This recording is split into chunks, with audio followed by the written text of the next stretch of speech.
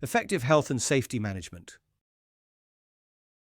Introduction to the module. Effective health and safety management starts with strong leadership. As a manager, your actions shape the safety culture, influence risk management, and ensure compliance with legal standards. The responsibility to protect workers goes beyond following regulations. It's about creating a proactive environment where safety is ingrained in everyday practices. In this module, we'll explore the core elements of managing health and safety, from understanding legal duties to implementing robust safety systems.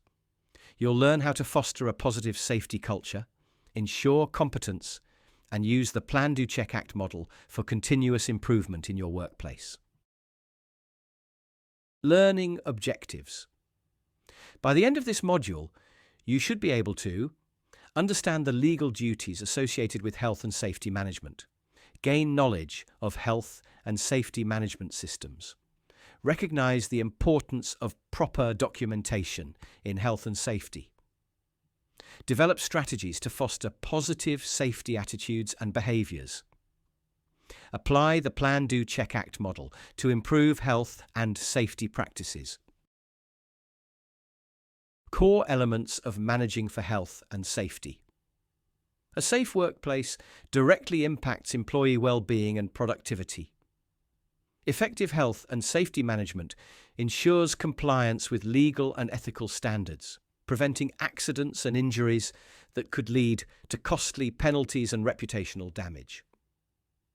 Proactively managing safety not only protects employees, but also fosters a positive work environment, enhancing overall organizational success.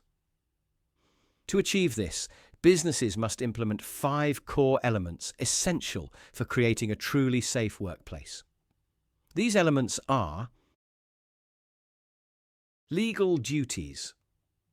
Health and safety, like any other department in an organization, requires proper administration and record keeping. In line with the Management of Health and Safety at Work Regulations 1999, companies must implement specific procedures to meet minimum legal requirements. For organizations with more than 5 employees, the following must be in place: a documented health and safety policy for reference, risk assessments for activities properly prepared and recorded, documented risk mitigation plans based on the assessment, health and safety information readily available to employees, appropriate supervision at all times, regular feedback sought from the workforce, clear instructions and training offered to employees as needed, access to external health and safety advice or consultancy for workers. Risk profiling. Employers should be aware of the natural risks present in their daily operations, as well as the possibility of unexpected events or accidents that could alter the situation. To ensure the safety and well-being of their workforce, they need to create a comprehensive workplace profile that anticipates the potential causes and consequences of each risk. These risks can range from extreme weather or flooding to power outages or other disruptions to productivity. To assess these risks, they should identify the nature and level of potential risks within the organization, evaluate the likelihood of each risk occurring and the impact it could have, estimate the cost of mitigating or preventing each risk, determine the effectiveness of actions aimed at managing those risks. Health and safety management systems. There are several formal health and safety management systems available online for reference and use by businesses. These systems offer clear structures for assigning responsibility, ownership of tasks, and procedures to track improvements. If a manager is unsure how to organize their organization's health and safety protocols, these systems can provide a well-documented, structured approach. The decision to adopt these examples is entirely up to the organization. Options include national and international standard plans, such as the Quality Management System, tailored in-house management systems, and sector-specific frameworks, like the chemical industry's Responsible Care Framework. The key is that the system works effectively within the organization and helps maintain high health and safety standards. Documentation essentials. Records and documentation are a vital component of any organization's health and safety management. Whether it's an accident book or fire evacuation instructions, it's crucial that information is readily accessible in physical form or online for quick reference. In addition to being immediately available during emergencies, this information should be organized in clear, concise formats. The last thing needed in a crisis is someone sifting through numerous binders to locate an employee's medical record. Therefore, health and safety records should be kept in easily accessible formats with an efficient search system in place. Cultivating positive attitudes and behaviors. A health and safety management system can only be effective if it is fully adopted and embraced by the workforce. Employers can set rules and standards, but if employees don't follow them, they become ineffective in practice. While it may seem unlikely that staff would disregard safety, overconfidence can lead them to accept unnecessary risks as part of the job. However, this can be avoided. With strong leadership and clear communication of the benefits, a good manager can instill high health and safety standards within the organization. The ultimate goal is to create a workplace with an impeccable safety culture, where employees operate in a risk-free environment. Are you doing enough? As a manager or team leader, it's crucial to assess your ability to motivate and inspire your team continuously. In senior roles, leading by example sets the standard for others. Employees at all levels must understand their role in promoting safe behaviour and act responsibly when managing health and safety. Everyone contributes to a safe work environment, and leadership through action is vital for maintaining high safety and motivation standards. In a busy workforce, 3 key factors to consider are leading and managing health and safety effectively. An effective manager must understand their responsibilities and how the workforce functions. To ensure the organisation is upholding health and safety standards, regularly ask questions such as, do you model and communicate good health and safety practices? Are you aware of all risks within your organisation, and are employees informed of them?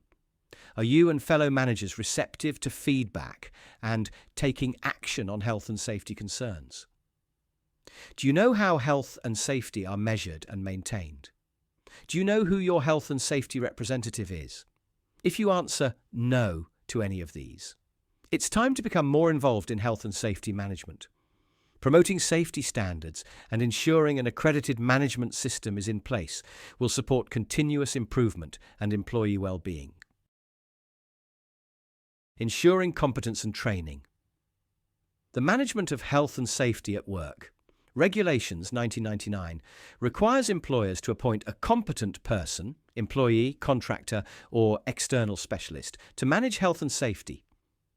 Key criteria include knowledge, skills, qualifications, availability, and alignment with the organization's safety culture.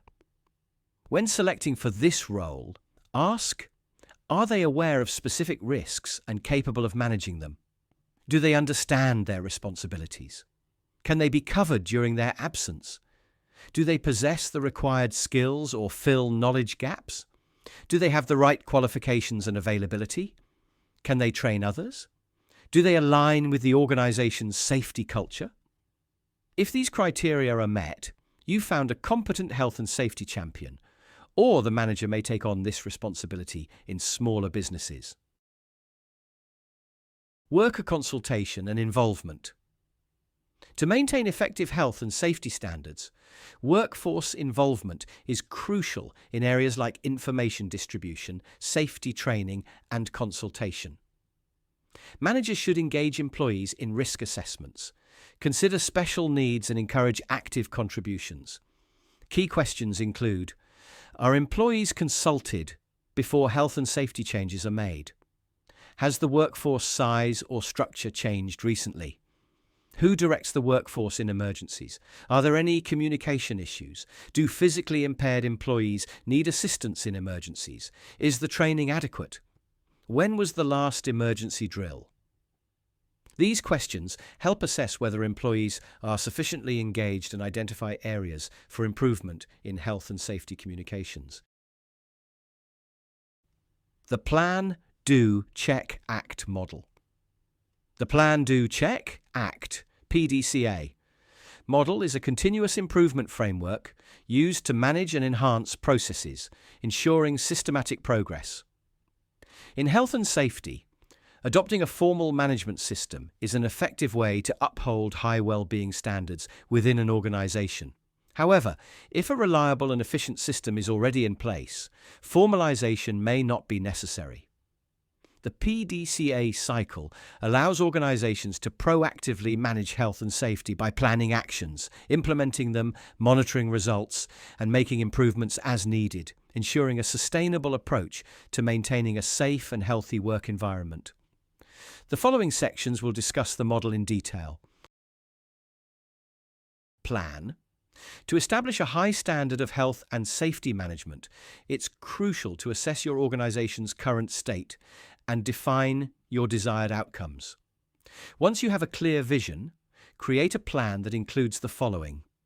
Clearly outline your objectives, assign responsibility, and detail how the actions will be implemented. This will serve as your policy. Set measurable indicators to track progress, such as monitoring the annual number of accidents, with a reduction indicating success. Consider potential risks like fire, flooding, and other disasters, and explore opportunities to collaborate on emergency procedures with local organizations. Regularly review and update your policy to ensure continuous improvement. Do. Once you've planned your actions to improve health and safety, the next step is to implement them. A manager should follow a three-step approach. Identify risks. Recognize all potential risks and outline strategies to mitigate each one. This should align with any previous risk assessments or profiling that has been done. Organize activities. Arrange the necessary activities to execute your plan, ensuring you have the support of the workforce and other stakeholders. Also, confirm that you have the required resources to carry out the plan effectively. Implement the plan. Put the risk mitigation measures into action. Ensure that appropriate equipment, training, instructions, and supervision are in place to successfully execute the plan. Check. Once a policy is established and a plan is put into action, it's essential to monitor the results to ensure they positively impact health and safety standards. This demonstrates commitment to the changes and helps strengthen the safety culture within the organization. To effectively check the results, you should measure and present data that indicates a positive change in the workplace environment, ensuring all aspects of your plan are being implemented. Evaluate the effectiveness of risk mitigation strategies. Confirm adherence to safety standards and conduct audits or drills if needed. Review and investigate any accidents or near misses that occur. Ensure the plan is making a tangible difference in the workplace environment. Act. With plans and checks in place, you're now ready to evaluate the effectiveness of what has been implemented and identify any potential areas for further improvement. To complete this final stage, you should review the organization's performance and safety record to ensure improvements are being made. If not, consider repeating the cycle and adjusting your policy or plan. Compare your organization's safety records and statistics with those of similar companies to identify opportunities for improvement. Reassess existing plans and policies to determine if any updates or revisions are needed. Act on suggestions from reviews, audits, or employee feedback to enhance safety practices. Highlights from the module. Health and safety, like any other department in an organization, requires proper administration and record keeping. Workplace risks can range from extreme weather or flooding to power outages or other disruptions to productivity. Health and safety records should be kept in easily accessible formats, with an efficient search system in place. Managers should engage employees in risk assessments, consider special needs, and encourage active contributions. The PDCA model is a continuous improvement framework used to manage and enhance processes, ensuring systematic progress. Thank you. You have successfully made it to the end of this module.